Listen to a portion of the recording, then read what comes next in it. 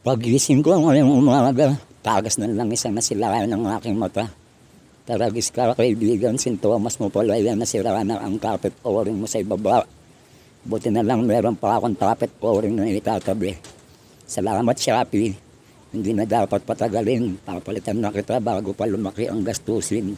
Sa simpleng sira at pagpapalit ng pyesa, hindi na dapat isa walang bahala. Mahal man o mura, orig o local, replace o stock, ang mahalaga may pamalit ka. Kaya dapat basic necessity, mag-stock ka na. Dahil pag nasiraan ka sa kalsada, tawag rescue ka. Tara, samahan niyo ako mag-isa. Papalitan natin siya.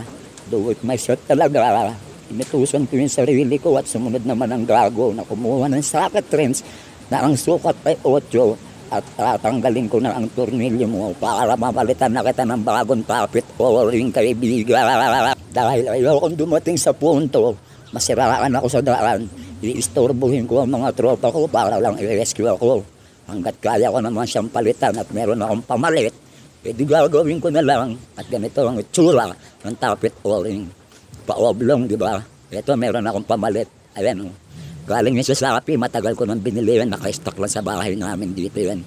Yung isa na ikabit ko na kasi yung una, tumagos din yun yung sa ibabaw. Ngayon yung sa ilalim naman ngayon ang papalitan ko. Harap na, kabit na natin mag-isa to. Hindi ko na pinakita tanggalin kung paano palitan yung o-ring sa tapet cup niya. Mahalaga, makabitan ko na siya at matanggal na yung iniisip ko na may tagas pa siya. Pero parang ang tagal-tagal dapat i-fast forward ko na ito eh. Teka lang, susubukan muna natin i-fast forward para mabilis na matapos yung kwento ko.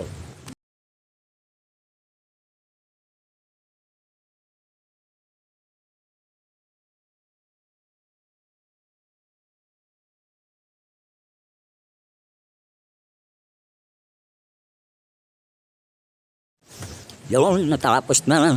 Biyahe na tayo, papunta sa trabaho. Whoops! Ang layo ng tinalon, touchdown. Silipin natin kung may tagas yung tapat pouring niya. Double check na rin natin. Yan, silip-silip. Okay naman, goods na goods. At wala naman siyang tagas. Hindi na ako nag-iisip ng hindi maganda kasi wala siyang tagas. Double check na rin natin yung maganda-ganda kung yung sunog niya sa spark plug ay tama. Diba? Para malaman natin kung malakas nga sa gas o hindi. Teka natin kung muna yung tanggal ko rito ng spark plug. Ayun. Okay, spark plug. Subukan natin. I-suspense natin ng konti. Baka mamaya nagbabago na yung sunog ng spark plug ko. Pero hindi pa naman lumalakas sa gas. Nararamdaman ko pa. Sipin mo yun. Mula Novaliches hanggang Taguig. 1 litro back import nakauwi. Mula Novaliches hanggang Daranac, 100 lang, bakit nakauwi?